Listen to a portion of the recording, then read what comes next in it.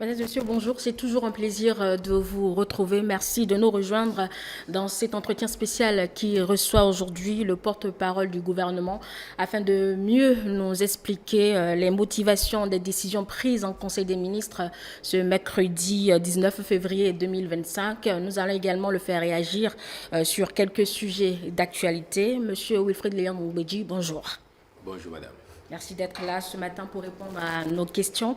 Pour l'exercice, je serai avec mon confrère de la SRTB, Osias Sonouvou. Bonjour. Bonjour, chers consoeurs. Merci de me retrouver dans ce studio avec vous face au porte-parole du gouvernement.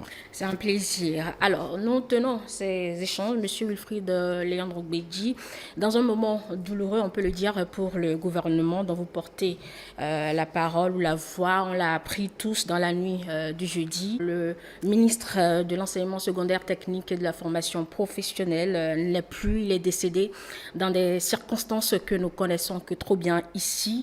La question, comment le gouvernement gère-t-il le choc? Je vous remercie pour la pensée que vous avez pour notre collègue, le ministre Kouaro, Yves Chabi. Il faut dire que ça a été une grosse surprise pour le gouvernement et pour son chef. Et au-delà de la surprise, une douleur incommensurable. Parce que imaginez qu'il était en Conseil des ministres la veille, que ce jour-là, il a enregistré une allocution dans le cadre de la journée de la langue maternelle et qu'on l'a vu pétillant de forme, aussi souriant que d'habitude, sans imaginer que les instants d'après, la faucheuse passerait par là. C'est beaucoup de douleur. Et en même temps, il faut avoir une pensée pour toute sa famille, les enfants en particulier, les veuves, et leur garantir le soutien de l'État, du gouvernement, et nous remettre courageusement debout et au travail pour ne pas céder à ce genre de circonstances dramatiques. Les circonstances, je le disais, on l'a appris, on l'aurait appris qu'il s'agit d'un excès de vitesse. Que répondez-vous à ça, monsieur le porte-parole? Non, les services compétents feront le nécessaire. Il y a un constat qui a dû être fait déjà par les services de la police. Toutes les hypothèses peuvent être mises sur la table, mais le cas échéant, puisque vous parlez d'excès de vitesse, ce serait l'occasion, votre plateau et tous autres qui pourraient être utiles, ce serait l'occasion de sensibiliser les citoyens en général. En général. Et certains en particulier, à la nécessité de la prudence sur nos voies. Et vous voyez, on peut tirer argument de cela lorsque la police républicaine se met sur les corridors pour nous inciter à ne pas faire d'excès de vitesse. Nous sommes les premiers à rechigner, à penser que les policiers, ils en font trop.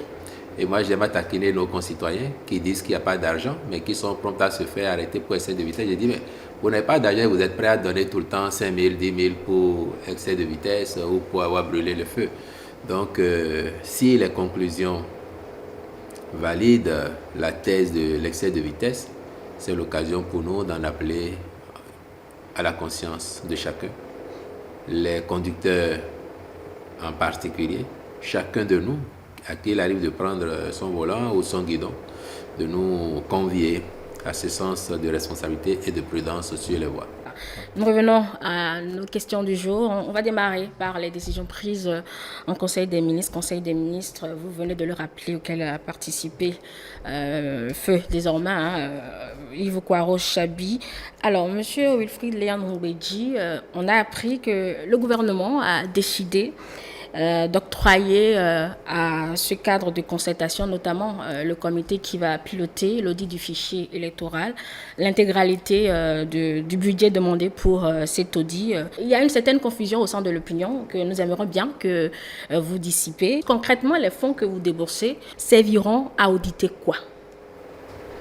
Bien, les fonds leur permettront de faire le travail qu'ils ont envie de faire. Patrice Talon, en le disant la dernière fois, en autorisant, parlait du registre ou même s'il voulait le logiciel d'extraction de la liste. Mais eux, ils disent qu'ils veulent auditer le fichier électoral qui lui donne un nom. N'existe pas. Il lui donne un nom. L'ANIP fait un travail et à la veille de chaque échéance électorale, extrait ce qui doit être la liste électorale pour aller aux élections. Si c'est ce qu'ils veulent, les portes leur sont ouvertes. Si c'est autre chose, les responsables de l'ANIP sont à leur disposition pour leur expliquer et mettre à leur disposition les intrants dont ils ont besoin pour faire leur travail. Le plus important pour nous au gouvernement, c'est que conformément à l'engagement qu'il avait pris en novembre 2023, réitéré un an plus tard au niveau du gouvernement, lorsque c'est parti, après avoir pris le temps de latence que nous avons observé, se sont décidés à saisir formellement le chef de l'État. C'est que conformément à cet engagement, le président de la République et le Conseil des ministres sont instruits pour que les fonds demandés soient mis à disposition. Et vous l'aurez noté, le budget qu'ils ont introduit a été intégralement adopté par le Conseil des ministres, sans une virgule en moins, sans un franc en moins. Le Conseil a instruit pour que exactement le montant qu'ils ont demandé leur soit mis à disposition, parce qu'il n'y a rien à cacher. Et nous sommes confiants en la qualité technique du travail qui est fait. Et à partir de ce moment-là, on est sûr qu'à l'arrivée, eux-mêmes, ils attesteront bien qu'au plan technique, c'est un travail formidable qui se fait. Il peut y avoir des aspects d'amélioration de tel ou tel process éventuellement. Nous sommes tout ouverts à cela, mais nous n'avons aucune crainte en ce que le résultat à la fin sera positif. À ceci près, monsieur le porte-parole du gouvernement, que l'argent public ne se décaisse pas à l'emporte-pièce. Ce n'est certainement pas sous le magistère Talon. Et donc, la question, c'est de savoir exactement ce que le cas de concertation de l'opposition a inscrit dans les TDR comme matière concrète, processus et acteurs à impliquer dans ce travail technique du fichier électoral. Voilà, que vous ont-ils soumis au gouvernement pour que près de 60 millions aient été décaissés? Oui, vous avez raison vous avez raison, M. Sonovo, de vous préoccuper de la bonne gouvernance, mais vous savez aussi que c'est une marque de fabrique de notre gouvernement. J'ai dit que l'idée c'était d'éviter toute polémique en ne chipotant pas sur les différents chapitres que contient ce budget. Mais le budget en lui-même, il comporte une pléiade de lignes dans lesquelles vous verrez entre autres des achats de quelques équipements de reprographie, et ordinateurs, imprimantes, et des recrutements de quelques agents de soutien. Non, il y a une liste de 5 experts qu'on a vus, tous des Béninois, et on n'a pas voulu s'attarder là-dessus. Donc, ils ont quelques recrutements à faire, et puis les émoluments de ceux qui vont travailler avec eux, ceux qui vont être associés. Donc, somme toute, 159, un peu moins de 160 millions pour la quiétude des Béninois, pour que demain, aucune force politique ne vienne à dire c'est parce que j'ai des soupçons sur la liste ou sur ce qui sert de liste électorale que je ne participe pas aux élections ou qu'on m'a battu. Nous ne voudrions pas que dans 1 an et demi, quand les élections auront lieu, qu'on en soit à entendre ce genre de récrimination. Et c'est pour ça que aussitôt introduit au garde des Sceaux, leur demande est arrivée au niveau du gouvernement les jours d'après, et voilà la décision du Conseil des ministres. En cas de remise en cause éventuellement du fichier électoral ultime qui aura été produit par l'ANIP pour l'usage électoral, une contre-expertise devrait venir de la part du gouvernement. Qu'est-ce qui va se passer? Expliquez-nous un peu. Non, déjà, je peux vous rassurer qu'il n'y aura pas de remise en cause du travail de l'ANIP. Non, il peut y avoir des suggestions pour dire prenons mieux en compte tel aspect, et organisons ceci de telle façon. Mais en venir à une remise en cause fondamentale, je peux vous certifier que non, parce que l'ANIP fait quand même un travail de base fondamentale en ce qui concerne la qualité de l'état civil désormais. On a un état civil qui se modernise, qui s'améliore, et au bout de quelques années, c'est clair qu'on va arriver à un niveau de qualité tel que, par exemple, Et vous avez dû noter, il y a quelques heures, une vaine polémique qu'on a essayé de faire naître sur les réseaux parce qu'on rapporte les vieux propos d'un responsable du ministère de la Justice évoquant à l'époque plus de 500 000 morts sur les listes électorales et ça remonte à 2021. Combien sommes-nous, Béninois, de toute famille, en ville et particulièrement dans les campagnes, à déclarer systématiquement les décès par exemple? Combien sommes-nous? La plupart du temps, on ne s'en préoccupe pas. De sorte que quand la liste va sortir, et on peut prendre le pari que même la liste qui sortira dans quelques mois pour les échéances de début 2026, vous allez y retrouver des gens qui sont déjà décédés. Or, lorsque l'ANIP procède à l'affichage pour qu'on aille voir est-ce que mon nom figure bien sur la liste, c'est aussi au fin de dénoncer les cas de décès afin qu'on puisse procéder à leur retrait de la liste pour l'apurer. Bon, et donc en général, les gens ne se préoccupent pas de ça, mais le processus qui est en cours doit nous permettre à terme d'arriver à ce que systématiquement, ou presque systématiquement, les décès soient déclarés et que les actes subséquents soient posés par les responsables compétents au niveau de l'ANIP, à telle enseigne que quand une liste viendra à sortir à la veille d'élection, on soit sûr qu'elle comporte rigoureusement ceux qui sont vivants et peut-être des cas anecdotiques de décès non radiés de la liste. Et c'est pour cela justement que l'une des forces de l'opposition suggérait qu'au lieu de débourser autant d'argent pour un pseudo-audit, là je transcris presque ses propos, voilà justement pour ne pas nommer cette formation politique, au lieu de débourser autant d'argent, d'utiliser ces fonds pour faire dans de la sensibilisation, ça serait beaucoup plus bénéfique, d'autant plus que les électeurs sont les vrais auditeurs d'une liste électorale. Ce message n'a-t-il pas fait écho au niveau du gouvernement, M. Buffonet-Mambéji? J'entends le message, l'approche de FCBE, mais en l'espèce, ce n'est pas FCBE, ce parti qui était demandeur. Et il fallait pour nous, en tout cas, éviter toute polémique. Maintenant, le fait de satisfaire les attentes de cette frange de l'opposition n'empêche nullement l'ANIP d'organiser la sensibilisation conséquente autour afin que ce qui est attendu comme résultat, in fine, soit atteint. Ce qui semble aussi incompréhensible pour certains Béninois, c'est que le chef de l'État soit complètement favorable jusqu'à débourser le budget nécessaire, tandis que sa majorité, la majorité présidentielle, n'est pas du tout solidaire de l'initiative. Qu'est-ce qu'on est censé comprendre? Moi, je vais vous demander s'il n'y a pas de non-dit et qu'on ne tourne pas quelque peu, un peu comme d'autres confrères l'ont dit, l'opposition en rond. Non, ça devrait plutôt vous rassurer. On m'a déjà posé la question il y a quelques mois et j'ai indiqué que les partis qui soutiennent le gouvernement, qui soutiennent le président, ne sont pas le gouvernement. Ces partis ont une approche qui n'est pas celle du parti d'opposition et de ses alliés qui estiment qu'il y a un problème. Et ils s'en sont expliqués. Donc à partir de ce moment-là, le gouvernement est en droit de poser l'acte qu'il a posé, donc de répondre favorablement à la demande de ces partis d'opposition qui ont une préoccupation. Les autres ne l'ont pas. Parce qu'on n'a pas cette préoccupation, vous nous associez, on vous dit non, on n'est pas intéressé, parce que franchement, ce n'est pas notre préoccupation, c'est vous qui en avez, donc allez-y.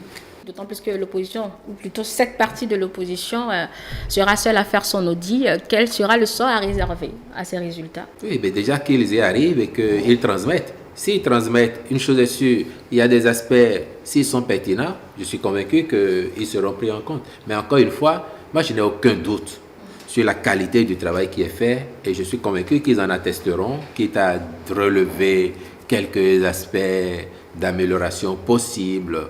Autrement, nous avons du bon travail qui est fait. Ce que vous présentez, c'est que le gouvernement ne s'ingère pas du tout. Enfin, il se débrouille. Du tout. Puisqu'on leur a mis les moyens à disposition. Ne s'ingère pas et ne s'inquiète pas du résultat qui va arriver à la fin. Monsieur le porte-parole du gouvernement, voilà, le montant alloué à l'audit du fichier électoral n'est pas la seule décision importante prise en dernier Conseil des ministres. Il y a eu aussi la décision d'acquisition de nouveaux scanners option cardiologie. Est-ce que cette seule acquisition suffit par rapport aux besoins et aux complaintes? Ah non, ne voyez pas en termes de cette seule acquisition. Elle vient compléter la grande masse d'acquisitions qui aura déjà été faite, aussi bien pour le CNHU que pour les autres centres de santé à l'intérieur du pays. Et ne parlons pas de l'hôpital de référence d'Abomey-Calavi. L'acquisition de ces scanners vient plutôt pour renforcer les équipements du CNHU-HKM afin d'apporter plus de solutions aux patients. Aujourd'hui, nous avons des scanners, nous avons l'IRM au CNHU. Mais vous savez qu'en temps, nous avions fait la fusion de CNHU et de l'HIA. Ce scanner, lui, il est dédié à être installé sur le site de l'ex-HIA. Donc, déjà créer une certaine décongestion de ce côté-ci et offrir une certaine flexibilité dans la réalisation des examens et donner plus de solutions aux patients, mais en même temps à tous les praticiens qui, du fait de la situation actuelle, peuvent mettre un peu plus de temps à satisfaire tel ou tel avec un nouveau scanner, un autre plus tard, on améliore toujours les conditions de travail, mais aussi l'accès aux soins de santé pour nos concitoyens. Vous l'avez dit, déjà une IRM, là, un scanner pour l'option cardiologie. Mais est-ce qu'avec ces acquisitions, les plaintes des clients, puisqu'il reste des clients, les clients des hôpitaux ont cessé pour autant, M. Onguidi? Non, les patients, que ce soit, nous on ne les voit pas comme des clients. En tout cas, dans les hôpitaux publics, on ne les voit pas comme des clients, on les voit comme des patients. Et nos concitoyens dont on a le devoir d'assurer la bonne santé à travers un accès diligent aux soins, mais à travers aussi des soins de qualité que les agents recrutés par l'État leur délivrent. Les plaintes, il y en aura toujours, comme il y en a ici et ailleurs, quel que soit le niveau de développement qu'on a atteint. Si ça n'est pas que tel hôpital, du fait de sa réputation ou de bons services, est pris d'assaut, ce serait peut-être qu'il n'y a pas encore suffisamment de médecins ou de spécialistes ici, parce que prenez n'importe quel centre, hein, vous avez peut-être qu'aujourd'hui 5 spécialistes, on parle de cardiologie, vous avez peut-être 5 spécialistes, je dis n'importe quoi, vous avez peut-être 5 spécialistes, et voilà qu'on met un scanner avec option cardiologie, et ça va faire que là où il n'y a pas ce type d'équipement, les gens qui vont ailleurs vont courir désormais pour venir là. De sorte que les 5, s'ils étaient 5, peuvent être débordés du jour au lendemain parce qu'il y aurait une plus grande affluence. Bon, on ne souhaite pas qu'il y ait des malades, et encore moins de plus en plus de malades du cœur, mais c'est pour illustrer ce que nous disons, de sorte que notre engagement à nous, c'est anticiper autant que possible en mettant à disposition les équipements de qualité, en recrutant aussi en masse dans le secteur santé et en modernisant de plus en plus le plateau technique. Et quand on fait ça, c'est espérer que de moins en moins, il y ait des plaintes à enregistrer et à gérer. L'anticipation, certes, je ne vous mâche pas la langue, l'anticipation, certes, M. Onguidi, mais est-ce dire que les autres unités, c'est-à-dire les autres spécialités, sont déjà comblées en matière justement d'infrastructures modernes? Non, on a fait un effort depuis quelques années d'équipement de presque tous les hôpitaux, centres de santé publics. On modernise le plateau technique. Et ça, c'est un processus continu. Ce qu'on fait aujourd'hui ne sous-entend pas qu'on n'en ferait plus dans quelques mois, dans quelques années. Donc, c'est un processus et nous allons crescendo. Il y a eu des équipements, il y en a maintenant et il y en aura encore après. Monsieur Onguidi, on comprend les efforts du gouvernement pour améliorer le plateau technique, moderniser. Je reprends votre mot. Justement, parlant de modernisation, l'une des plaies de tout système médical, de toute offre médicale, c'est justement le diagnostic. Quand il est faussé, cela hypothèque la qualité du traitement mis en place et donc la santé. Il a été récurrent de remarquer à un certain moment du pays, justement, la qualité des diagnostics, ce n'est pas seulement au niveau de l'imagerie médicale, mais également des analyses de sang, de sorte que, justement, les patients se voient obligés d'aller à l'étranger. Est-ce que le niveau, les standards des équipements acquis, on s'est assuré que c'est vraiment au top pour éviter cette sorte d'exode sanitaire? Il n'y a aucun doute à avoir sur la qualité des équipements. Mais vous évoquez des situations qui peuvent relever soit de la défectuosité des équipements, soit du manque d'expérience ou de fautes professionnelles parfois des acteurs. Nous, en veillant à mettre autant de rigueur, tel que nous faisons depuis quelques années, de façon générale dans le pays, mais en particulier dans le secteur santé, c'est parce que nous voulons avoir des professionnels qualifiés, conscients de leurs responsabilités et disponibles pour les populations. Donc qu'il y ait des erreurs médicales parfois, qu'il y ait des défauts dans le diagnostic au point de mettre en difficulté la qualité ou l'efficacité des soins qui viendraient à être administrés aux patients, c'est un fait. Nous souhaitons qu'il y en ait de moins en moins parce que nous travaillons justement à avoir des professionnels. Et c'est l'une des raisons pour lesquelles, par exemple, dans le même Conseil des ministres, la décision relative à nos concitoyens qui se font former à l'étranger, et quand je dis à l'étranger, il faut encore circonscrire, dans des écoles privées de formation aux professions de santé dont on ne maîtrise pas grand-chose. Qui est le promoteur de cette école? C'est quoi son profil? Qui sont ceux qui dispensent les cours? C'est quoi leur profil? Les gens y entrent avec quel diplôme? Regardez, par exemple, au Bénin, vous ne pouvez pas avoir accès à ces formations sans au minimum le bac. Sans au minimum le bac. Ou anciennement, le BEPC, plus un diplôme d'infirmier ou de sage-femme d'État, donc équivalence bac, avant de pouvoir y aller. Or, dans la sous-région, on connaît des écoles où on ne se formalise pas trop autour du diplôme de base que vous apportez. Vous pouvez être titulaire du BPC, du CEPE ou même pas. Et puis, vous avez accès à ces écoles et vous en sortez diplômé. Donc, on a commencé à faire un tri parce que, à l'observation, et l'ARS faisant son travail, les missions d'inspection du ministère, on a relevé des cas, justement. Je ne veux pas dire que c'est exclusivement de le faire, mais on a relevé des cas de mauvaises pratiques, d'erreurs, avec des conséquences irréversibles parfois pour les patients. Et on s'est intéressé à la question pour voir qu'il y avait une forte affluence de certains de nos enfants vers ces écoles qui font parfois dans la publicité surabondante sans donner aux parents les moyens d'apprécier la qualité des enseignements qui y sont donnés, lesquels parents, voulant le meilleur pour leurs enfants, croient que ces écoles offrent de bonnes conditions et vont faire inscrire les enfants. Et puis, eux, ils ne sont pas responsables du contenu des cours là-bas. Donc, on veut désormais que ces enfants qui ont été, vous voyez la cohérence de la décision, on leur offre de venir faire un recyclage. Si vous avez fait ces écoles-là, qui ne sont pas homologuées par le gouvernement du Bénin, parce que nous avons une liste d'écoles privées de formation aux professions de la santé validées, dont les diplômes peuvent faire l'objet d'équivalence au Bénin. Et je parle d'écoles privées, pas d'écoles publiques. Qu'il s'agisse d'écoles africaines ou étrangères, américaines, européennes, nous avons une liste.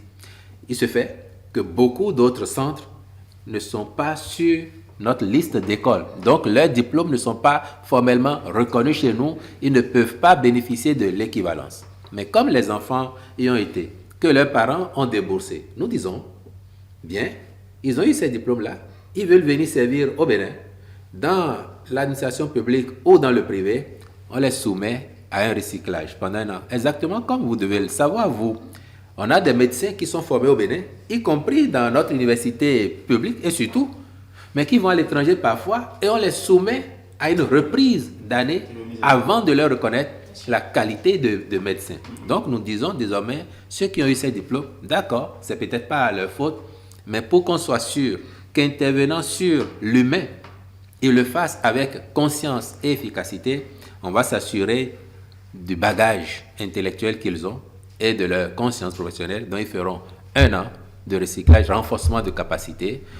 À l'issue, avec le test qu'ils font, ceux qui en sortiraient positivement auront l'équivalence, ceux qui n'y arriveraient pas auront la possibilité de reprendre une fois, ceux qui seraient en dessous de minima exigibles, on considérerait que, bon, franchement, c'est probablement des gens qui se sont perdus de chemin parce que leur vocation n'était pas là. Ces séances de recyclage de stage, vous venez de le dire, ceux dont les niveaux seront confirmés recevront certainement d'office leur équivalence de diplôme. Alors, pour ceux-là qui devront suivre tout un processus de stage, voilà, de remise à niveau, alors, après cela, quel leur sera réservé? Est-ce un recrutement d'office dans l'administration, enfin, dans la fonction publique, ou bien vous les laissez se débrouiller après? Non, en fonction des besoins. Regardez, là, par exemple, le ministère du Travail, en lien avec celui de la Santé, organise le recrutement de 796 agents au profit du ministère de la Santé. Préalablement, nous avions déjà recruté des milliers. Peut-être que dans 2 ans, dans 5 ans, on aura besoin de recruter 2000 à nouveau. Si en temps, ils ont eu leur certification chez nous, leur habilitation à exercer, ils sont libres de participer au concours ou bien ouvrir pour leur compte. Mais désormais, sans ça, vous n'avez pas le quitus au Bénin pour vous installer ou pour prendre part à un concours de recrutement dans la fonction publique. C'est à l'honneur du gouvernement parce que la santé n'a pas de prix, c'est une matière délicate, on ne peut pas s'amuser avec ça. Le recyclage, la remise à niveau, c'est aux frais de qui? Ben, le ministère de la Santé fera savoir les conditions spécifiques. Dans tous les cas, l'État mettra à disposition le cadre, le personnel, et puis s'il y a une contribution que ces personnes doivent verser pour prendre part à ce recyclage-là, les modalités, les montants leur seront indiqués le moment venu. Je voudrais soumettre à votre... je ne vais pas utiliser le mot conscience du gouvernement, mais enfin, mettre sur la table une situation liée à la qualité et à la pénurie potentielle d'un personnel spécialisé dans l'univers du diagnostic médical. Ce sont les médecins biologistes. Ils sont très utiles et offrent une expertise affinée justement en la matière. Et la question, me semble-t-il, aurait été adressée au ministre de la Santé. Comment est-ce que c'est traité par le gouvernement?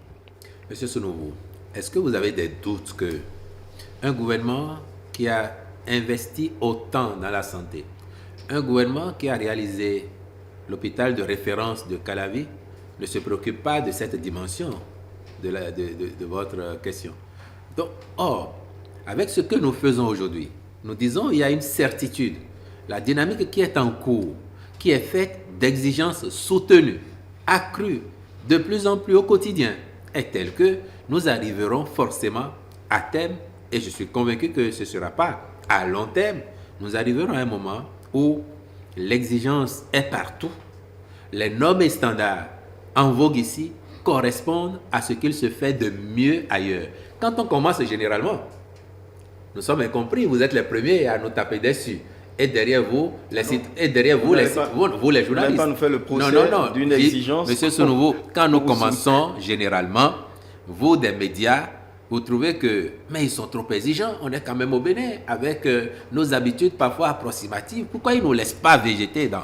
Et puis, avec vous parfois, un instant madame, avec vous parfois, les populations, puis à l'observation, au bout du rouleau, chacun se dit, oh mais le président il avait raison, le gouvernement il avait raison parce qu'on commence à voir les effets. Je vais donner, on va caricaturer. Aujourd'hui, Cotonou, j'entends des citoyens qui disent, il y a trop de travaux dans Cotonou parce qu'on a du mal à circuler. Oui, il y a trop de travaux. Moi, je ne dirais pas trop. Je dirais qu'il y a beaucoup de travaux. Asphaltage. Vous pensez que quand vous allez dans toutes les rues asphaltées, là, tous les habitants de ces rues, vous pensez qu'ils sont pressés à la même enseigne que l'asphaltage se fasse? Les gens qui ont leur petit commerce dans la rue, en excroissance de leur domaine, ceux qui ont les baraques sur la place publique, lorsque l'asphaltage doit passer, il faut dégager, non? Mais vous pensez que ces personnes sont aussi pressées que les autres parce qu'elles se disent, les 6 mois ou 8 mois que ça va durer, je suis obligé de me déplacer alors que si on me laisse dans ma poussière ici, dans ma saleté, j'ai ma baraque, au quotidien je gagne 500 francs, 1000 francs, alors que pendant la durée des travaux, peut-être que je gagnerais 300 ailleurs, mais beaucoup ne se disent pas, ok, je vais avoir quelques désagréments. Mais là où je suis, je dis à mon propriétaire ou moi-même, j'aménage rapidement une petite boutique à la maison, attenante à la clôture, donc ouverte sur la rue, pour que dans 6 mois, dans 6 mois, dans 8 mois, j'ai une boutique digne du nom pour la rue en cours d'asphaltage et que mes clients viennent ici avec des commodités améliorées. Donc voilà parfois les paradoxes auxquels on doit faire face, mais notre devoir, c'est de convaincre les populations et de dire ce que nous faisons là, c'est le chemin pour gagner l'amélioration des conditions de vie au plan collectif comme au plan individuel. Monsieur le porte-parole, c'est un paradoxe purement humain, c'est humain. L'homme est ainsi fait, on s'agace des désagréments de circonstances, mais on se réjouit des perspectives futures. Cependant, ce qui intrigue et qui interroge parfois, au détour de ce déploiement massif de chantiers de travaux par le timing fin de mandat, c'est justement de se demander si, en déployant tout ce trésor de travaux publics, Talon a vraiment envie de partir. Oh là là. Mais il se ménage un dernier tournant confortable. Au sein de la majorité, la question elle est posée. Hein. Oui, et j'entends les concitoyens de toutes conditions, les Béninois ordinaires comme des responsables de premier plan qui s'interrogent en privé ou publiquement, ou Torbi sur la nécessité ou l'obligation pour le président de la République de respecter les tests en partant et qui ose la réflexion, les déclarations même en disant nous on pense qu'il faut qu'il reste. Ce n'est pas parce que la fin du mandat est dans 15 mois que les travaux essentiels qui améliorent nos conditions de vie, qui apportent un plus dans le quotidien de nos populations, on va les freiner en disant si on les fait maintenant, on va soupçonner le président Talon de faire tellement de travaux que les Béninois en soient satisfaits au point de dire président, on ne veut pas que tu partes. Non, c'est de devoir pour le président, c'est de devoir pour le gouvernement de conduire les chantiers qu'il a prévus à son PAG. Lesquels chantiers ont été annoncés depuis un certain temps et les diligences subséquentes entreprises pour que leur version physique se manifeste. Et nous avons bon espoir que ces travaux, autant qu'ils sont, conduits à terme, améliorent nos conditions de vie, particulièrement ici nos conditions de mobilité, de salubrité, embellissent nos villes. Et ça, c'est au profit de tous les concitoyens qui, du reste, sont aussi par leurs efforts divers des co-auteurs de ces travaux. Donc ce serait à tous les Béninois à la fin qu'il faudrait faire le procès de faire beaucoup de travaux en fin de mandat. Mais à un moment donné, il doit pouvoir arrêter, d'autant plus que vous commencez à compter les mois restants. Mais il va arrêter, l'État ne s'arrête pas. Le Bénin est éternel, vous direz le président Talon. Oui, qu'il finisse ce qui peut être fini pendant qu'il est là, et que celui qui arrive après continue ce qui serait en cours ou ce qui est prévu et qui pourrait être mis en œuvre. Donc la frénésie ne profitera pas qu'aux Béninois, mais surtout aussi aux Dauphins, qui aura un très bon thème de campagne. Mais tant mieux. Ceci dit, des chantiers vont s'ouvrir sans doute aussi tout à l'heure vers le dernier tournant du mandat et seront poursuivis par le successeur. Je voudrais vous rappeler un important chantier que vous avez évoqué dans un conseil des ministres. Vous souriez parce que vous me voyez venir. Le grand Cotonou. Oui. Canular ou chantier potentiel à ouvrir avant la fin du mandat? Je voudrais vous rassurer de ce que l'ouverture des chantiers n'obéit pas à un agenda subjectif, encore moins électoraliste. Ils sont prévus parce que nous avons jugé et décidé qu'ils sont importants pour le Bénin et pour les différentes villes où ils sont implémentés. À partir de ce moment-là, dès que les conditions sont remplies, qu'ils arrivent à maturité, quel que soit le moment où l'on se trouve, on annonce leur mise en œuvre.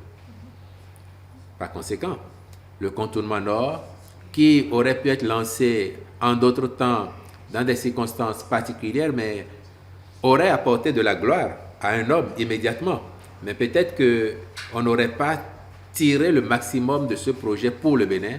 Et c'est pour cette raison que celui que vous soupçonnez de vouloir agir ainsi a dit non, pour ma gloriole, non, on ne fait pas ça maintenant. Il faut que ça mûrisse. Et actuellement, il y a des travaux en cours qui avaient été commandés, c'est vrai, pour un délai de 5 mois. Et la dernière fois que j'ai évoqué ce sujet avec le ministre du cadre de vie, il m'a dit oui, on a regardé comment optimiser encore ceci ou cela, donc ça prendra un peu plus de temps. Mais si ça arrive à maturité et que ça peut être lancé dans 6 mois, on lancerait dans 6 mois. Si ça peut être lancé dans 1 an, on lancerait dans 1 an, sachant que le successeur va prolonger l'œuvre et que les travaux vont se dérouler à terme. Qu'est-ce qui a fait souci dans la maturation de ce projet? Ce sont les calculs de coûts d'opportunité? Non, c'est différents aspects que les spécialistes ou les techniciens vous diraient. Regardez, par exemple, quand on a relancé les études, on a décidé de faire une bretelle entre Calavi-Kota et la lagune là-bas. On a décidé de prolonger en même temps le linéaire jusqu'à Kassato parce qu'aujourd'hui, on a Glodjigbe qui devient un pôle industriel majeur. On a commencé à dédoubler la voie de Glodjigbe à Kassato à Alada dans la perspective du dédoublement entier de Cotonou, Boycon, d'Assazoumé. Et on a trouvé pertinent de ne pas arrêter ce chantier à Calavi-Kota, mais de le prolonger jusqu'à Kassato. Donc là, il faut voir quelle est l'emprise impactée. Est-ce qu'il y a des gens à déplacer? Est-ce qu'il y a des expropriations à faire? Il faut faire les calculs. C'est un peu de tout. Mais je vous rassure que quand nous aurons fini, quels que soient les délais, parce que c'est un projet structurant pour nous, pour le développement du Bénin et en particulier du Grand Nokoué, quand nous serons prêts à le lancer, nous le lancerons. Alors, monsieur le porte-parole du gouvernement, dans l'élan des suscitations, je reviens là-dessus, beaucoup s'interrogent sur le fait pourquoi Patrice Talon lui-même ne sonne pas la fin de la récréation, d'autant plus que ça vient de son camp et que lui-même l'a dit à plusieurs reprises, vous l'avez reprécisé, qu'il ne fera pas un autre mandat. Pourquoi lui-même ne demande pas à ses soutiens d'arrêter à un moment donné? Est-ce que ce n'est pas ses soutiens justement qui sèment le doute dans la tête peut-être des incrédules? Alors, tous ces soutiens dont vous parlez ont entendu le chef de l'État comme vous l'avez entendu. D'accord, oui.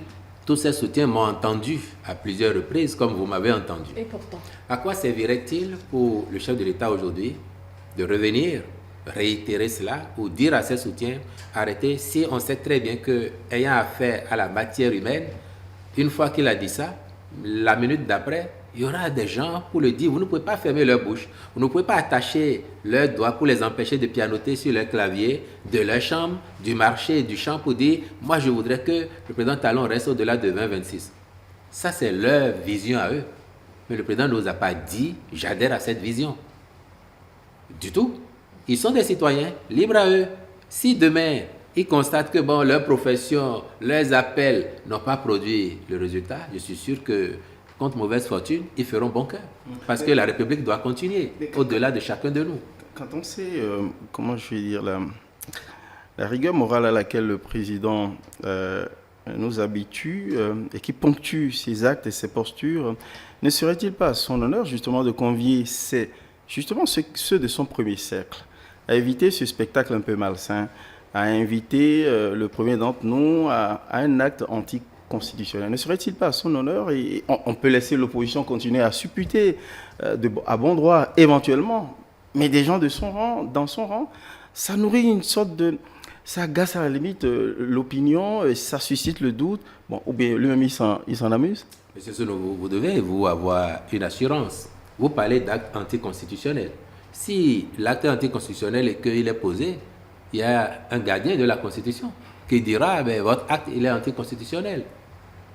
Revoyez votre copie. Donc à partir de cet instant-là, vous devez être tranquille. Sans dénier à ce gardien de la Constitution son intégrité, on a eu droit à des revirements ici jurisprudentiels. Oh, oui, donc cela ne donne aucune garantie. Vous avez eu quelques curiosités ici parfois et ou ailleurs, je vous le concède. Mais on est au Bénin. Et on est au Bénin de 2025. Et on est dans ce Bénin de 2025 qui change formidablement à nos yeux, aux yeux du monde entier. Moi, je vous donne rendez-vous dans quelques mois.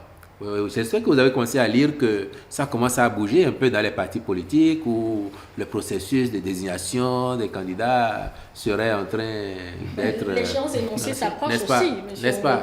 Bon, l'échéance énoncée par Patrice Talon s'approche aussi. Alors, mais à partir de ce moment-là... C'est tout à fait normal. À partir de ce moment-là, ne vous préoccupez pas de ceux qui, parce que c'est leur conviction à eux, pensent que le président doit rester. Vous voyez bien que la dynamique commence à bouger dans les partis. Attendez de voir. Peut-être il nous appartient à nous les médias de ne pas se laisser distraire par les intermittents du spectacle. Bon, alors peut-être ne leur prêtez plus attention. Allez, nous allons évoluer puisque le temps commence à nous manquer. Monsieur Ongbedi, toujours dans ce même Conseil des ministres, il a été déclaré d'utilité publique la zone administrative et commerciale de Ganri avec une expropriation en cours. Sous quel prisme devons-nous comprendre la mesure, la décision, au regard bien évidemment de ce plan spécial d'aménagement qui existe depuis 2001? Bien, là, il s'agit déjà d'un renouvellement de la déclaration, parce que vous avez noté que cela avait déjà été fait. Et même bien avant, Jean Talon, dans les années 2001, et pas vraiment suivi des faits. Fort heureusement, aujourd'hui, chacun peut voir la requalification urbaine de la ville de Cotonou. Quand vous allez à Ganri aujourd'hui, vous avez un peu deux zones.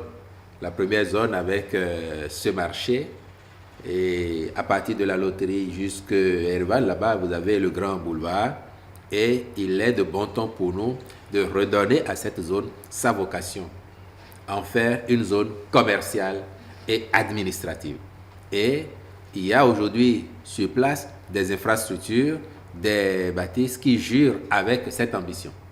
Donc, la réitération de cette déclaration d'utilité publique, c'est pour effectivement maintenant mettre en œuvre cela. D'ailleurs, il ne vous aura pas échappé que le programme asphaltage phase 2 a cours dans la zone là, mais on a dû faire suspendre pour le moment.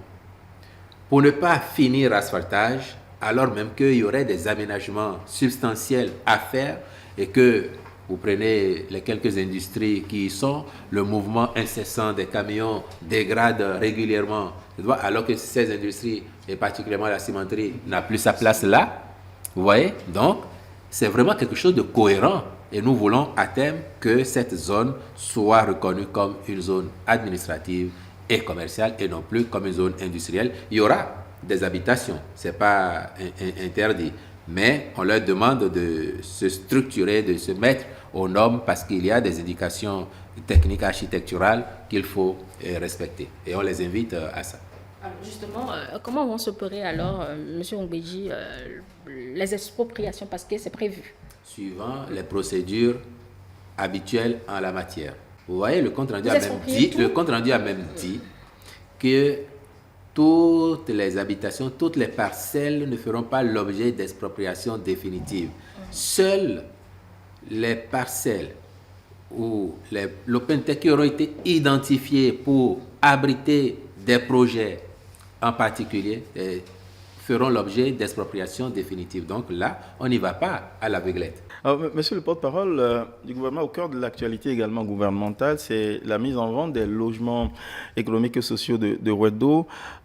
Si on prend le montant de 97 000 pour le type D, une certaine gamme de logements, est-ce que c'est vraiment à la portée du Béninois moyen? Est-ce qu'on est là dans le social? Bien, déjà, je crois que ça a été une très bonne nouvelle accueillie par nos concitoyens d'ici ou d'ailleurs, parce que si vous avez une idée de l'afflux des demandes depuis qu'on a annoncé que ces logements seraient mis en vente, vous pouvez vous rendre compte du succès évident de ce projet auprès des Béninois, qu'ils soient d'ici ou de la diaspora. Et ce sont des travailleurs. Pour répondre à votre question, on a dit, pour certains types de bâtiments, le loyer mensuel que vous versez et qui vient en déduction progressive du prix de vente du logement ou de la maison, 97 000. Et en fonction du type de bâtiment que vous avez choisi et de vos revenus, vous pouvez payer. Vous avez la possibilité d'intégrer sans rien verser. C'est comme si vous louez une maison. Si vous louez chez un propriétaire ordinaire, vous pouvez passer 20 ans, vous payez votre loyer pendant 20 ans, vous vous débrouillez pour économiser, pour construire votre propre maison. Mais ici, si vous entrez, le loyer que vous payez est déduit du prix de vente. Donc, si la maison vous coûte 10 millions et que vous versez 97 000 le premier mois, il vous reste 10 millions moins 97 000. Au bout d'un an, de 10 mois, vous aurez versé 970 000. Donc, il vous reste 10 millions moins 970 000. Vous payez un loyer, mais qui est en fait une partie du prix d'achat. Ce n'est pas comme une location classique où vous êtes chez un bailleur, vous avez une boutique ou une maison, vous payez autant que vous êtes là sans jamais devenir propriétaire. C'est en cela, il y a la valeur sociale, c'est la valeur sociale qu'on demande. Ah, bien sûr. Et puis sur la qualité des bâtiments, des équipements qui y sont, et ensuite sur le délai de paiement. Vous avez des délais qui courent jusqu'à 17 ans, voire 25 ans. 25 ans, oui. Voire 25 ans.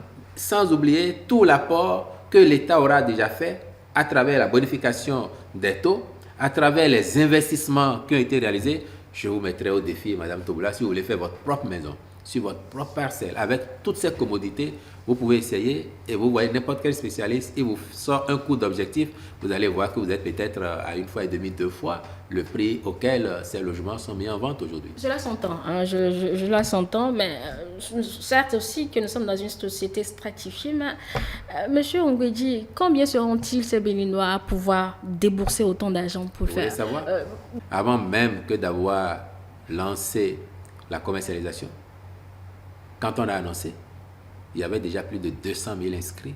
Oui, mais sans savoir les montants au départ. Non. Et les gens avaient bien une idée. Je peux vous le dire. Ils avaient une idée. Et il y avait déjà plus de 200 000 inscrits pour un programme global aujourd'hui de 20 000 logements. Et à Wedo, nous avons 10 849 de mémoire, je crois. Ajouter à cela ce qu'il y a dans les autres départements qui est en cours, fini ou qui va venir. Donc, il y a un tel intérêt. On vous dit, vous avez la possibilité d'entrer, si vous êtes retenu, sans rien apporter. Vous avez la possibilité de faire un acompte ou de payer au comptant en disant, ah, moi j'ai assez d'économie parce que j'avais prévu ça, je vais payer au comptant. Moi j'ai la moitié du prix. J'ai les 2 tiers que je peux verser. La CIMO regarde tout ça avec vous. Mais moi, j'ai pas assez d'économie. Donc je veux entrer et payer mensuellement. Mais c'est le plafond, le plafond de la mensualité peut-être qui interpelle. À 97 000, oui, ça, par exemple, ça, c'est le minimum, le minimum, le type D, c'est le minimum. Oui, mais vous pensez sérieusement que... Vous pensez sérieusement que... Non, ça, s'il vous plaît, c'est fonction de la qualité du logement. Absolument, ou de la maison que vous prenez. Bien, mettons 97 000, même à 300 000. Ceux qui doivent payer des mensualités de 300 000. Vous pensez sérieusement qu'il n'y a pas de Béninois, du public comme du privé, qui travaillent et qui peuvent payer? Il y a des gens qui payent 150 000, 200 000 francs de loyer dans Cotonou, Calavi, sans jamais devenir propriétaire des maisons. Quand on leur demande de payer 97 000... Monsieur Ngwedi. Oui, monsieur Soulou. Entre-nous. Oui. Entre-nous. Essayons de regarder la réalité en face. Enfin, ceux qui peuvent se permettre au-delà de 100 000 de loyer par mois, fonctionnaires ou travailleurs publics. Oui. Vous pensez qu'ils sont ils représentent quel pourcentage en dessous de 1 sur l'effectif des fonctionnaires? En fait, la question c'est de savoir si il ne serait pas intéressant au-delà des 10 000, puisque l'objectif initial c'était 20 000. Donc il y a encore de la marge. De prévoir des logements aussi pour des catégories de gains petits. Mais s'il vous plaît, s'il vous plaît, à Ouedo et ailleurs, il y a des logements pour ce que vous appelez les gains petits. Quand on fait ces maisons-là, pour que les gens qui gagnent 150 000, 200 000 et qui veulent avoir une maison bien faite, avec les commodités, ils entrent. S'ils payaient même 60 000 ou 70 000 de loyer ailleurs, là où il ne sera jamais propriétaire, et vous lui dites de faire l'effort de payer 100 000, il va payer. Il va payer. Et vous n'avez pas idée de combien de gens ont postulé. Hein? Vous n'avez pas idée. On ne sera même pas capable de satisfaire tout le monde. En définitive, vous soutenez que ces logements ont vraiment une valeur sociale. Parce que c'est sur ça que les Béninois vont vous juger. Ils ont une valeur sociale, une valeur économique, en lien avec leur qualité de réalisation, les équipements qui y sont, en lien avec l'apport substantiel que l'État a fait, en lien avec les conditions de paiement. Et j'ai donné l'exemple basique tout à l'heure. Quelqu'un qui va prendre ses logements en location à cession, il est possible pour lui de payer sur 17 ans ou sur 25 ans en fonction du type de logement. Mais vous prenez la même personne chez un locataire, chez un propriétaire, à Cotonou, à Calavi, à Porto-Novo, à Paracou, il peut passer 10 ans, 15 ans, 20 ans dans la maison, il paye le loyer, il ne sera jamais propriétaire de cette maison-là. Voilà ce qui change fondamentalement. Et j'ajoute à ça la qualité. Vous pouvez faire un tour et vérifier. Hein. Moi, je vous donnerai ces détails, vous allez penser que non. Et on me dit, c'est le VRP du gouvernement et du président. Donc, moi, je peux vous dire, il est allé voir des équipements sanitaires, il a dit, vous me remplacez tout ça, je veux des choses de telle qualité, parce que les gens qui vont mettre leur argent, il ne faut pas qu'ils soient amenés à changer régulièrement. C'est vrai que ça fait rêver. Après, pour la gouvernance, il faut qu'ils mettent en place... Voilà qui est bien dit. Oui, mais il y a une suite. C'est qu'il faut que la gouvernance mette en place des politiques économiques qui élèvent les niveaux de vie et surtout de revenus. Ça aussi, c'est un challenge. C'est à ça que nous travaillons depuis et nous sommes convaincus qu'au fil des années, la situation globale et celle individuelle, elles vont s'améliorer progressivement pour tous. Cher Angela, il a été annoncé une tournée, en tout cas sur les réseaux sociaux, du président Talon. Est-ce que c'est le dernier tour d'honneur à travers le pays ou toujours une campagne déguisée pour son dauphin? 77 communes, n'est-ce pas, à parcourir. Quand ça, déjà justement, c'est la question. Oui, dites-moi quand est-ce que ça commence? C'est quand? Pour que je me prépare. C'est quand l'agenda précis? C'est en avril ou? Dites-moi. C'est combien on parle, monsieur Ngwedi? Non, dites-moi quand ça commence. Le chef de l'État va-t-il en tourner ou pas? Ah bah, je ne suis pas informé. C'est vous des médias qui m'avez informé qu'il y aurait une tournée en avril. Mais ne vous en étonnez pas, ne jouez pas à ce jeu parce que si ça se confirme, après vous aurez l'air fin. Ah ben attendez que ça se confirme. Et puis si ça se confirme, on en parlera. Moi, je n'ai pas cette information. Et le chef d'État ne nous a pas dit je vais en tournée à l'intérieur du pays en avril. Il ne nous a pas dit ça. S'il avait une tournée planifiée, programmée déjà, je suis convaincu qu'il en aurait parlé au gouvernement et ceux qui doivent prendre des dispositions particulières les prendraient. À l'heure où je vous parle, il n'y a rien de tel à l'heure où je vous parle, il n'y a rien de tel à l'agenda du président de la République pour les mois d'avril, mai, comme cela a pu être dit sur les réseaux et chez certains de vos confrères. Cela a fuité. Bon, ok, soit vous non, cela n'a pas fuité, c'est une spéculation de vos confrères.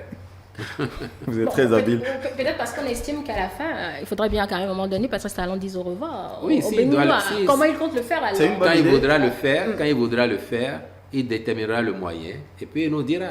Est-ce que je refais le tour des 77 communes? Est-ce que je fais une déclaration solennelle en une fois pour l'ensemble du pays? La formule lui appartient et le moment venu, nous en serons tous informés. La formule lui appartient, mais vous êtes quand même celui qui lui chuchote à l'oreille. Vous êtes en charge de la communication. Beaucoup de pouvoir, monsieur Sounou. Oui, mais enfin, vous n'occupez pas la fonction pour rien, monsieur Wifula Ngwedi. On aurait du mal à vous croire là-dessus. Ah bon? Tout au moins sur cet aspect. Vous n'avez pas le sentiment que ces citoyens ont envie de le voir une dernière fois dans tous les recoins pour échanger avec lui, ne serait-ce que lui-même il partage justement son envie de voir sa dynamique se poursuivre, donc aller au contact des populations.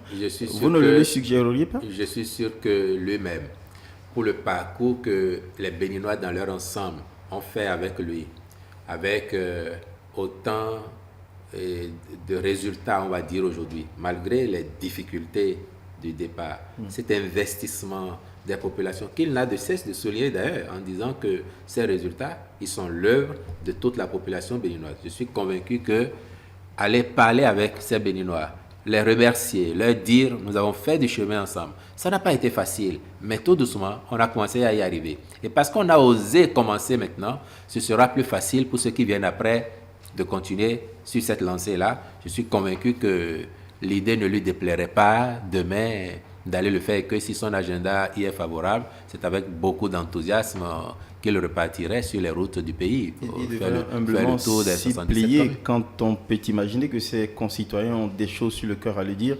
Pour la poursuite en fait de l'œuvre de développement après lui, il serait intéressant qu'il aille tendre l'oreille et les écouter de près, se mettre à hauteur d'eux. Vous connaissez son sens de responsabilité et vous savez que si ça doit se faire, c'est avec beaucoup de bonheur et d'enthousiasme qu'il le ferait. On est dans le mois de la célébration. Ça a démarré le 19 février, début de la conférence nationale, tournant historique de refondation démocratique du Bénin en 1990. Qu'est-ce que vous en gardez comme héritage démocratique, justement, quand l'opposition porte la charge d'une sorte de déstructuration de notre processus démocratique? J'ai eu l'occasion une fois de vous dire que ce que le président Patrice Talon fait et qui est formidable, que l'histoire retiendra, c'est qu'il normalise la démocratie béninoise. On va faire économie en étant bref. C'est dans ce même pays que quelqu'un nous a parlé de démocratie Nescafé pour déplorer la façon dont nous concevions la démocratie et la façon dont nous la mettions en pratique. C'est dans ce même pays que quelqu'un nous a dit qu'il fallait le renouveau économique en plus du renouveau démocratique parce qu'une démocratie qui ne nourrit pas le peuple est un poison. Mais une fois qu'on a dit ça, c'est des constats, c'est des diagnostics. Une fois qu'on a dit ça, comment on passe aux actes? Comme si le patient va voir le médecin qui lui diagnostique un mal et ensuite il s'en retourne chez lui se coucher en disant « Bon, le médecin il a diagnostiqué tel mal, mais je ne vais pas prendre les produits, comment il veut être guéri ?» Or, j'en connais pas beaucoup qui de toute grâce prennent les cachets, les médicaments. J'en connais pas beaucoup, surtout quand ils ne sont pas du sirop sucré. J'en connais pas beaucoup. Et les piqûres, les injections, j'en connais pas beaucoup qui s'y prêtent de toute grâce. Pourtant, ils savent que c'est pour leur bien. Ils vont guérir, ils vont se sentir mieux. C'est ce que nous avons commencé à faire. Et je vous ramène à l'illustration encore basique. Asphaltage. Que n'a-t-on pas entendu au départ? Aujourd'hui, tout le monde veut, dans toutes les rues de Cotonou et des autres communes, chacun aimerait que l'asphaltage vienne chez lui. Même lorsque vous avez des gens qui ne sont pas pressés, quand on annonce, ils disent oh, si ça peut attendre parce que moi je gagne 1000 francs le jour, tout le monde est pressé. Et c'est déjà ça ce que nous faisons. Là, on parle de démocratie. Oui, j'ai du mal à voir le lien avec l'asphaltage. Ah, mais vous voyez pas voyez pas le lien. Vous voyez pas le lien. Non. Vous voyez pas le lien. Lorsque on parle de démocratie, on parle de renouveau économique. Et vous voyez pas ce que asphaltage, en ce que ça aménage le cadre de vie, vous voyez pas ce que ça apporte comme gain économique éventuellement. Soit, revenons aux fondamentaux de la démocratie. Justement. Je vais dire quelque chose ici que j'ai eu à dire dans une autre vie. Mais j'y croyais et j'y crois encore aujourd'hui. Qu'à la vérité, nous étions davantage dans une votécratie que dans une démocratie. On s'est trop vite satisfait d'avoir tourné la page du Parti unique et du PRPB qu'on n'a pas cru devoir transformer l'essai. La Convention nationale, c'était comme un essai. En rugby, quand vous obtenez un essai, il faut le transformer. On n'a pas cru devoir transformer. Donc on s'est arrêté. Et c'est maintenant qu'on s'y remet pour donner une âme à la démocratie béninoise. C'est pour ça que je parlais de normalisation. Lorsque vous aviez 279 partis politiques dont aucun ne pouvait véritablement aller aux élections et gagner le pouvoir d'État, vous appelez ça une démocratie viable quand autour de vous et partout, vous savez que quand il y a une élection, vous savez à peu près de quel parti viendrait le président. Alors qu'au Bénin, cela n'était pas possible. Lorsque vous avez une démocratie que certains de vos confrères ont qualifiée de prisonnière de la corruption, ou quand quelqu'un a volé que vous touchez à lui, oh là là, arrose sur le baudet, et qu'aujourd'hui, on donne un contenu réel, efficace à la lutte contre la corruption. Le dernier classement de l'indice de perception de la corruption montre que nous avons davantage progressé. Aujourd'hui, le Bénin est 7e sur le continent. Donc, 7e pays du continent où la bonne gouvernance est de mise, où la lutte contre la corruption est de plus en plus efficace. Sans ça, vous n'étiez pas vraiment en démocratie. Et la situation du Bénin en 2016 s'apparentait davantage à la chienlit, plutôt qu'à une démocratie majeure, mature et viable.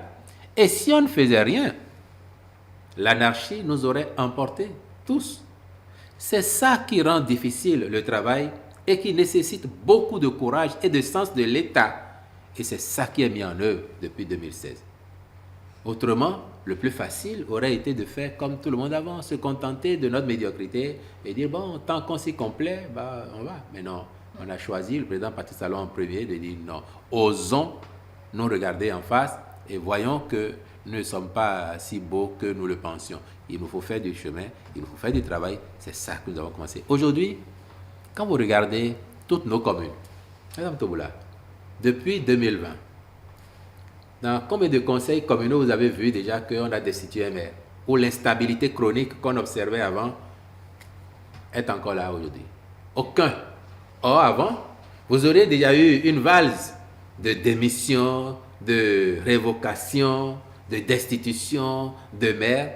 Aujourd'hui, on donne de la prépondérance aux partis politiques parce qu'on sait qu'en démocratie, ils sont les acteurs majeurs. Et notre constitution le disait depuis 1990, sans jamais avoir de contenu. Vous avez des conseils communaux en place depuis 20 ans et depuis 2020. Et ils sont cohérents, solides. Ils mènent une action résolue au service de nos concitoyens dans les communes. C'est un acquis formidable, ça. Vous ne l'aviez pas avant. Et vous allez voir, on va sortir des élections générales de 2026, on va instaurer un nouveau cycle et le Bénin aura passé un cap. Sa démocratie va devenir de plus en plus mature, mais aussi de plus en plus exigeante envers les acteurs publics. C'est pour ça que si on est politique et qu'on commet une faute, il faut qu'on accepte modestement d'en répondre et ne pas dire c'est politique. Bon, ça se passe partout, hein. En France, aux États-Unis, quand vous prenez un politique majeur, il a maille à partir avec la justice, il vous dira toujours que c'est politique, c'est son adversaire qui lui crée des ennuis. Mais on veut que les politiques ici ne soient pas d'une autre classe à côté des citoyens ordinaires qui, eux, peuvent répondre à tout moment de ce qui leur est reproché. Donc, c'est tout ça qui vous montre qu'on fait du progrès, qu'on se normalise en tant que démocratie, et c'est à notre honneur, à nous tous. Allez, une dernière pour la route, monsieur le porte-parole du gouvernement. On a appris la reprogrammation, si je peux le dire comme ça, pour des assises, si je peux toujours emprunter ces termes, de l'affaire d'Ivor. Il est vrai que la justice a son agenda. Moi, je suis quelque peu curieuse du timing choisi pour remettre sur tapis cette affaire. Vous n'en répondez certes pas, mais pour vous, quelle est votre réaction par rapport à cette reprogrammation de cette affaire? Pour tout dire, c'est un timing qui n'arrange pas le principal leader de l'opposition. Je n'ai pas voulu aller loin, mais là... c'est une affaire qui est connue. C'est sous le magistère de Boni Yayi que cette affaire a fait florès et n'a pas connu un aboutissement. Curieusement, en période préélectorale, l'affaire est réexhumée. Il ne m'a pas semblé, pour ce que j'ai pu connaître du dossier dans ma vie antérieure, il ne m'a pas semblé que celui dont vous parlez ait été mis en cause comme accusé ou témoin dans cette affaire. Le temps de la justice n'est pas le temps des médias, c'est même pas le temps du gouvernement. Si la justice a jugé utile de programmer ce dossier, sachant qu'il y a des gens qui sont en détention préventive depuis bientôt 14-15 ans. Oui, exactement, 15 ans. Et qui ont aussi le droit à un procès dans les délais raisonnables. Et j'ai pu voir dans les colonnes des journaux que parfois ils ont saisi la Cour constitutionnelle qui a rendu des décisions. Donc il faut plutôt se réjouir de ce que la justice se penche à nouveau sur ce dossier et espérer que cette fois-ci, son appel au rôle permettra d'en connaître les tenants aboutissants et de situer les responsabilités. Et à l'occasion, il faut avoir une pensée pieuse pour notre compatriote Pierre-Yves Daïvor. Pas de main visible du gouvernement. À quelle fin? Dites-le-nous. Électoraliste. C'est vous qui soupçonnez, dites-nous à quelle fin? Électoraliste. Ah bon? Ça ne va pas ramener Pierre-Yves Daïvor à la vie. Ce procès-là peut-être contribuera de son repos paisible. Enfin, de l'autre côté, ça permettra à sa famille de faire le deuil.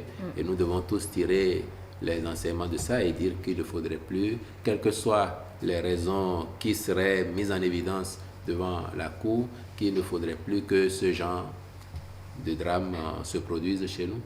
Qu'un fonctionnaire, un haut fonctionnaire de l'État disparaisse comme ça un matin avec sa voiture et qu'on ne sache pas ce qu'il s'est passé, qu'on entende tellement de supputations, oui, mettant en cause des gens aussi éminents les uns que les autres, mais ça n'est pas encore la vérité judiciaire. Il faut espérer que cela ne se reproduise plus jamais au Bénin. Merci à vous, Wilfried Léon de Ngwedji. Vous êtes le porte-parole du gouvernement. Merci de vous être prêté à l'exercice. Ozias Souzou-Nouveau, on en a fini. C'est un plaisir.